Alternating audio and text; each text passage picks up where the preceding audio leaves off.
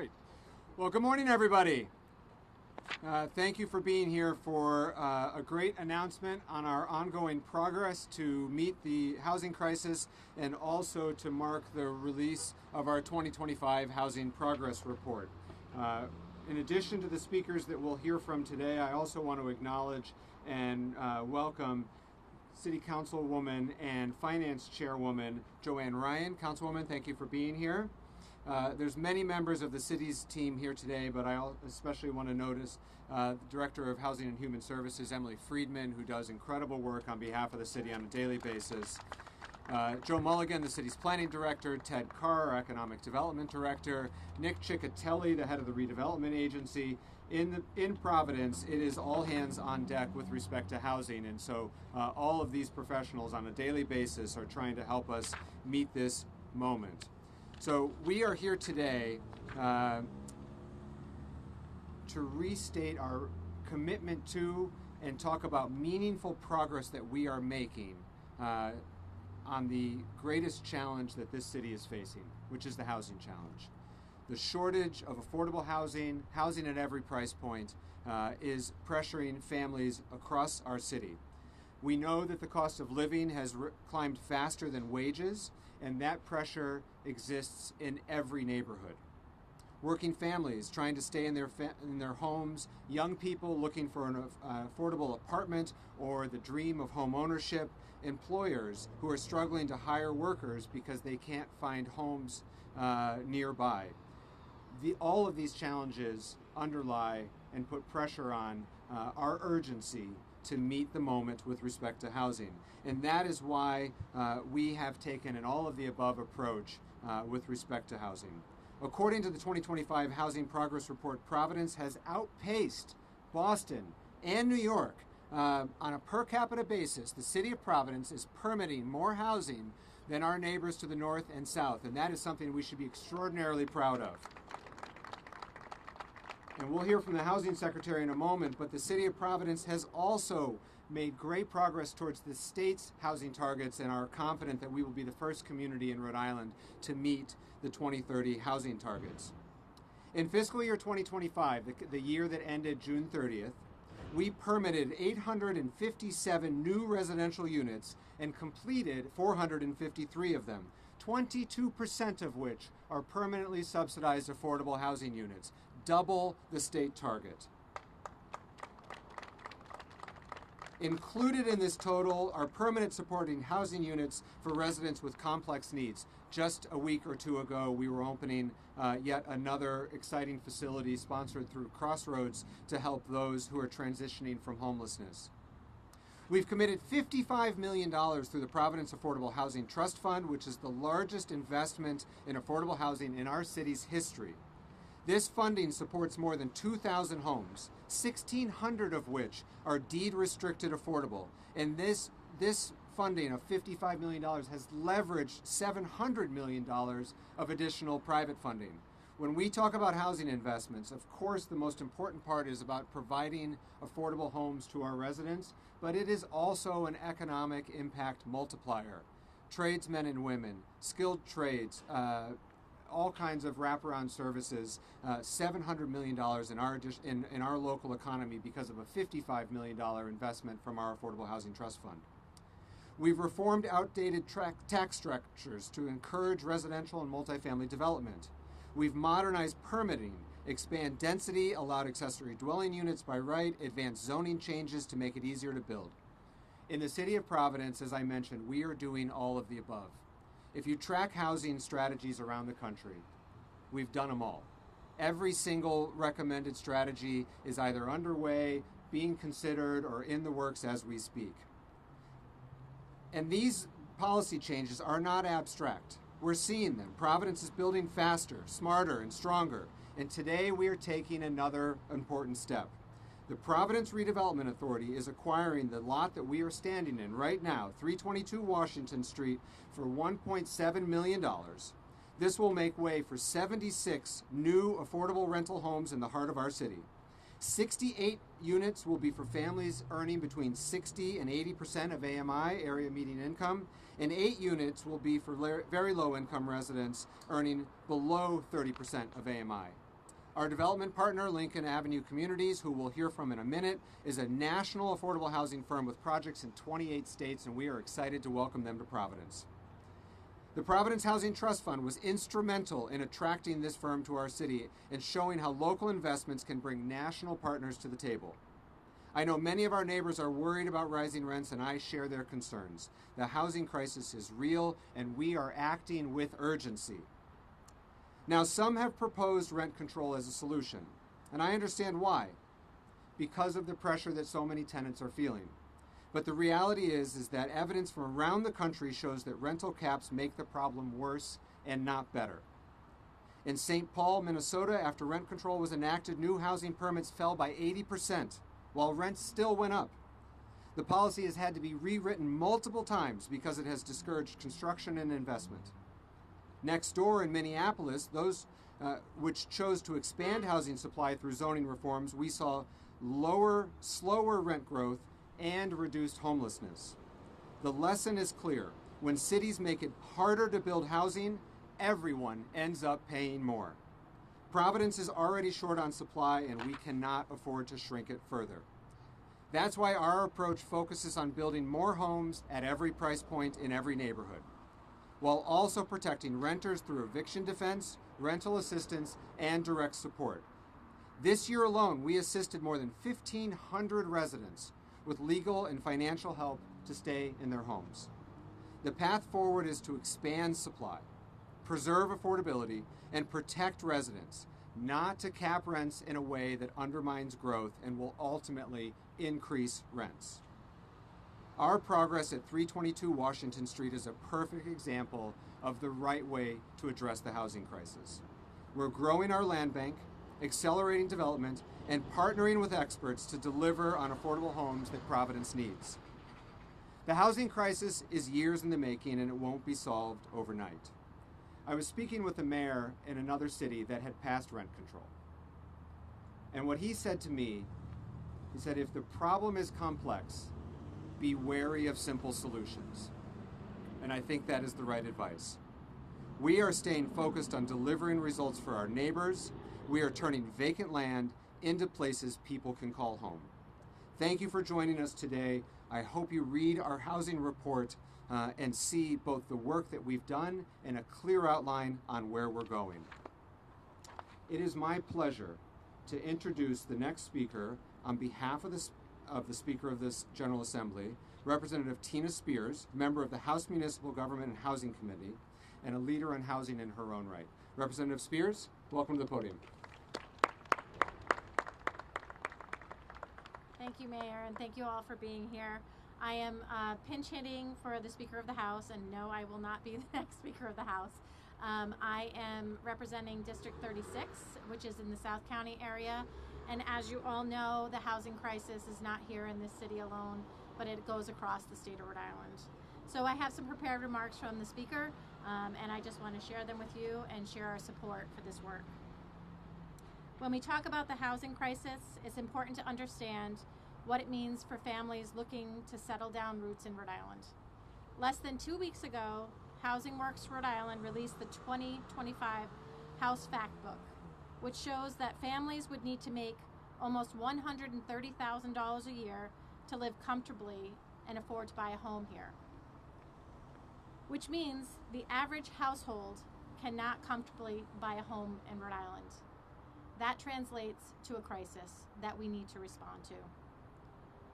Similarly, the median income renters cannot comfortably afford to rent an average 2-bedroom apartment in any of the 39 cities and towns in Rhode Island. In some towns, including 2 that I represent, there aren't even enough rentals for the people who are looking. So this is a statewide crisis. While the crisis might look a little different in Charlestown than in Providence, throughout the state, we will all have the same problem. Not enough homes for families in Rhode Island.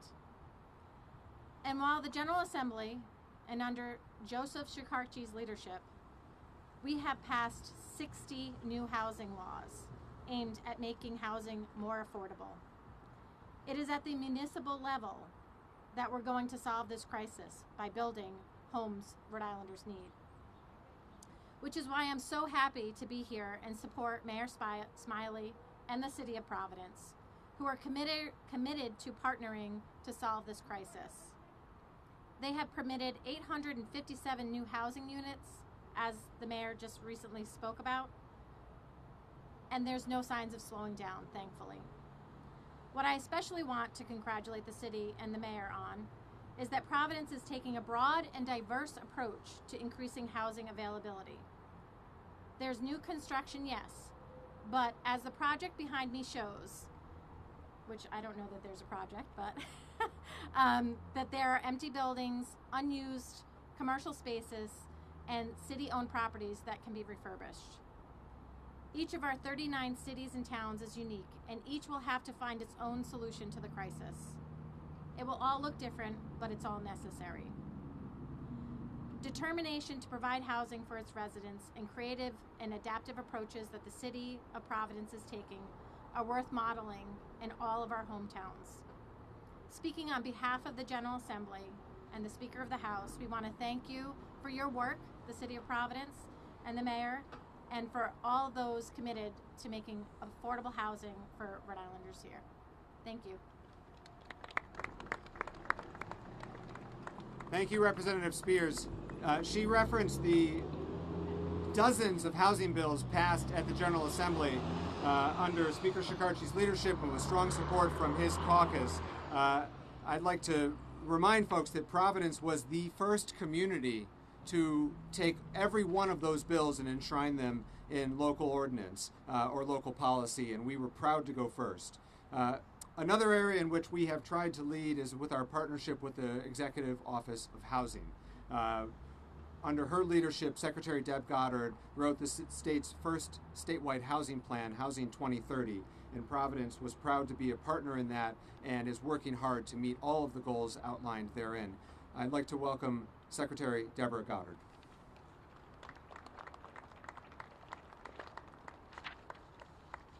Good morning.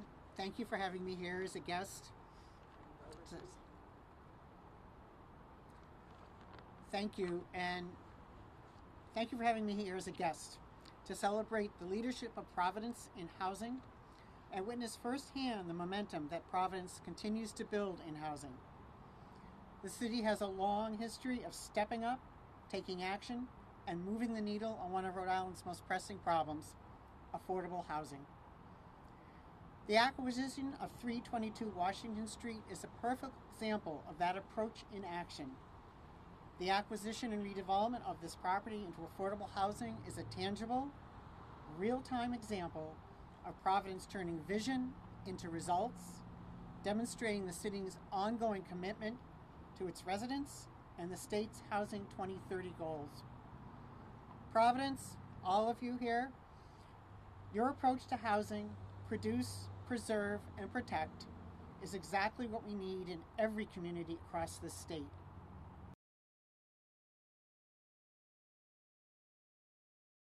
Address rising rents and home costs, allowing everyone access to a safe, stable, and affordable home. Preserve what we already have. Preservation is production's twin. We can't afford to lose the affordable housing we have, or else we take a step back every time we try and take a step forward. And protect Rhode Islanders by investing in housing stability. When we make thoughtful investments in services, homeless prevention, and infrastructure, we invest in people. These priorities are clear, necessary, and impactful, and thank you, Providence, for leading the way. Since becoming secretary, I've seen firsthand how resilient this city is under Mayor Smiley's leadership.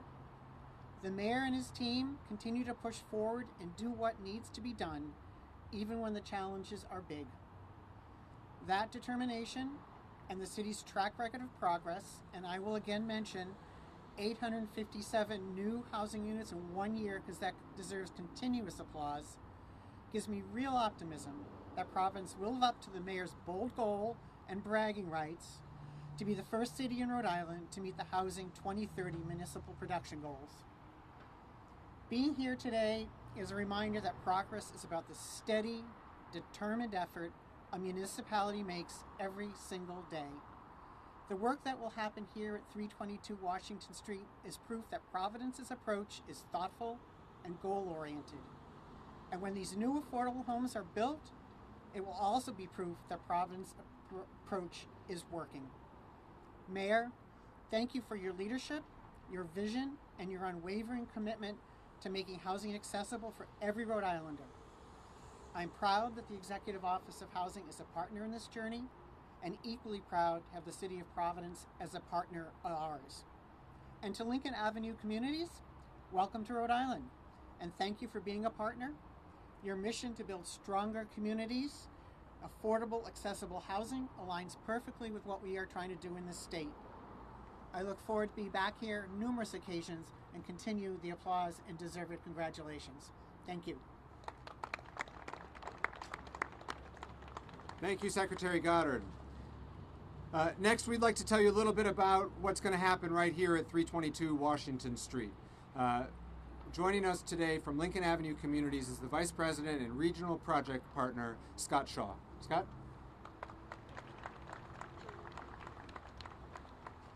Thank you, Mayor. On behalf of Lincoln Avenue Community, I want to express our appreciation to the City of Providence and to the Providence Redevelopment Agency for their partnership and commitment to this important project. And in particular, I want to echo the Mayor's thanks to Nick, Emily, and Brandon for your hard work and dedication to get this done. The acquisition of 322 Washington Street represents more than just a property transfer. It's a key step towards creating more affordable, workforce, high-quality housing in the heart of Providence. The city's role in land banking and funding the acquisition has been instrumental in closing a critical financing gap. That support allows us to move forward much quickly towards finalizing financing, construction, and ultimately delivering homes that will serve the Providence community. This collaboration is a powerful example of how public investment can unlock private development capacity. Together, we're advancing a shared vision of inclusive growth, equitable development, and opportunity for all residents of Providence. Thank you again for your continued partnership and trust in this effort. Thank you, Scott. And then finally, we'd like to hear from Brenda Clement. Brenda is the Executive Director of Housing Works Rhode Island, who creates the Bible that we all read every time, the Housing Fact Book, which tracks our progress but also gives us clear direction on where to go next. Brenda's been a leader in the housing space in Rhode Island for many years. Proud to call her a friend and a partner in this work. Brenda? Thank you, and very glad to be here today at a time where we're talking about building, right, and looking at areas to build. Thanks to Rep. Spears for the shout out for the annual Housing Fact Book. As you said, we were a couple of weeks ago. Many of you had joined us at that event. And as the Fact Book points out, the challenges are still there. We've done and made progress. Providence certainly the case. But we need to do more, and we need to work harder, particularly to address the needs of those lower income workers and Rhode Islanders throughout the state as well too. So the funding for housing, as I say all the time, comes largely from the federal level in Rhode Island and some from the state, and the secretaries and Rhode Island Housing have announced the latest round of the state housing bond funds. So yay, glad those are getting out the door. But what you build, where you build, and how you build are all controlled at the local level. And so partnering with communities like Providence, like all of the other 38 cities and towns, is going to be a critical part of getting to the solution. I used to direct a cherub choir at our church, all these cute little 3- and 4-year-olds. And one of the lines from the song, one of my favorite songs, was, "A little is a lot when it's in the right spot." Now, 70 plus units is a little bit more than a little, but these are the types of projects that we need to be doing all across the state. Looking for places that are underutilized, repurposing parking spots, repurposing vacant commercial space, retail space, churches, schools, wherever we can find that place, because those units mean a lot to somebody. And when 1 out of 3 Rhode Islanders are cost burdened, that means either you are the one who needs some affordable housing, or somebody within your network, somebody within your family, somebody within your community is having a difficult time. So I encourage the mayor, and he's put it down the gauntlet to other communities. I urge him to continue to challenge the other 38 cities and towns to step up like Providence is and do more for their residents. Thank you for the opportunity to talk today. Thank you, Brenda. That concludes the formal speaking program. I'd be happy to take questions at this time. Steve.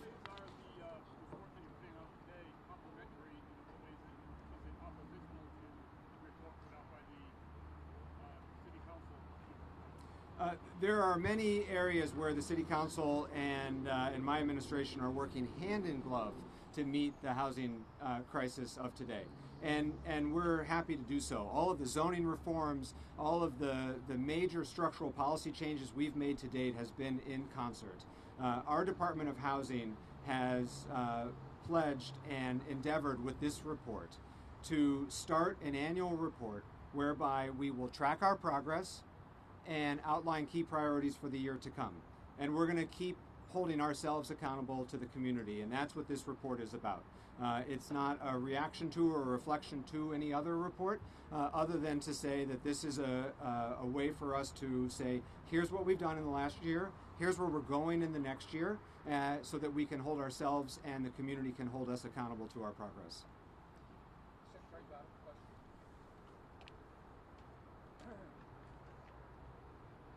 Secretary Goddard, House Minority Leader Mike Chippendale recently issued a study which showed some concerning discrepancies between New England states in terms of the cost of housing personnel and administrative costs.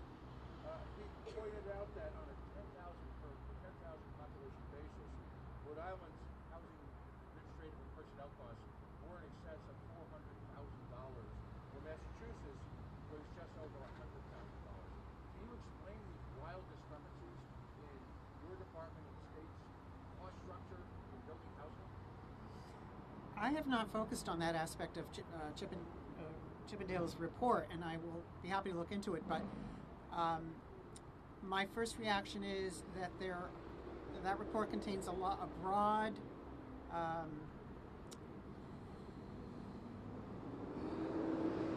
takes a broad approach to facts that are much more discrete, comes to some sweeping conclusions that I think deserve to be examined. To the extent those conclusions are accurate, then they deserve a hard look. Well, on one hand, you're pointing out that they're based on they're based on broad assertions, yet at the same time you're pointing out that you haven't really studied it. So that's a concerning discrepancy. It points to the inability of the state of Rhode Island, potentially, to not provide housing at affordable costs. On top of that, is there just too much fat largesse based in your budget and other state budgets? Well, first of all, my department is not even 38 people. So there's absolutely no fat in our budget. I think, meanwhile, also the cost of supporting my office, the cost of Rhode Island housing pays for itself. So just take that out of the equation right away. So no, and my costs aren't passed on to the housing costs. They are no way reflected in the housing unit. So complete disconnect in that assertion. Would you say that the state was adequately responsive in the preparation of this report? Because there are many claims that basically your department and other departments stonewalled. This report came out without any request for participation from my office. Alex. The report also talks about homelessness and supporting homelessness services and then federal cuts. Can you talk a little bit more about that? And maybe Secretary Goddard, if there's anything you want to add. Yeah, so Providence continues to contribute, honestly, more than its fair share to the housing crisis for those who are unhoused or housing insecure. And by the way, we're proud to do so. These are our neighbors. These are our residents that deserve to be supported. However, we know Providence can't go alone. The risk of cuts to federal funding is only going to make this very severe challenge more acute. we're working closely with the state on their emergency sheltering plan for the winter. We know extreme weather in winter is always a challenge, but we're also focused on both all of the rungs of the ladder to help transition someone out of homelessness, from emergency shelter to long-term shelter to transitional housing to supportive transitional housing like we announced with Crossroads Ribbon Cut a couple weeks ago. On the other side, on just the meeting the basic needs of our residents and of our community, we work closely and allocate funds for a partnership for social service providers to meet with those who are unhoused, so separate from the question of shelter itself, to make sure things like medical care, basic needs are being met. If there's a way to meet their other needs, Providence steps into that void to try to provide care for those who are either so insecure in their housing that they're actually on the streets or moving between housing situations. Finally, we know that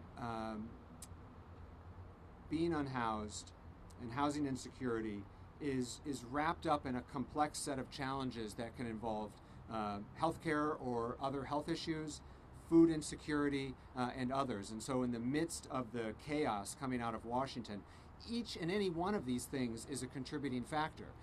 If SNAP benefits actually get derailed later this week, that's going to find its way into the housing crisis. If we have a collapse of our healthcare system because the cost of insurance triples or quadruples, or if Medicare rates get cut, then we're going to have more unhoused neighbors. And so all of these things need to work together. We need to be doing better on all of the above. Providence continues to put millions of dollars into it, and as I said, we will continue to do so because it's the right thing to do. But this is a statewide problem that requires statewide solutions, of which I am confident that Secretary Goddard is very focused on this, but other communities need to step up as well. Alex's follow-up and then Nish. Yeah, just a quick follow-up snap only because you mentioned it. Yeah. If those benefits are not available, where will you go? So in Providence, if SNAP benefits are suspended or otherwise interrupted, we're working through our emergency management agency to activate our emergency food plan, which involves surging resources to our food banks. We're under no illusion that going to a food bank is the same as having your EBT card filled and being able to shop for the food that's right and best for your family. But Providence does have a plan, and we are prepared to surge additional resources to our local food banks, which in the midst of an emergency is the best solution that we have, that we can execute on and implement in the week to come. And how long is that sustainable for? There's no surplus funds in the city budget. We run a tight, balanced budget every year, and so it will involve finding resources from other programs, areas of the budget that are underspent, or otherwise diverting resources from other programs. And so there's no easy answer to the question of how long can we sustain that, because it will come at the cost of something else. And regrettably, what we're going to have to do is what everyone's going to have to do, which is why Congress and the President should get back to work to pass the budget, is we're going to have to decide where is the harm the greatest, where is the need the greatest, and make really difficult decisions like that we shouldn't have to make. And we wouldn't have to make if the President and Congress would just pass the budget. Nish.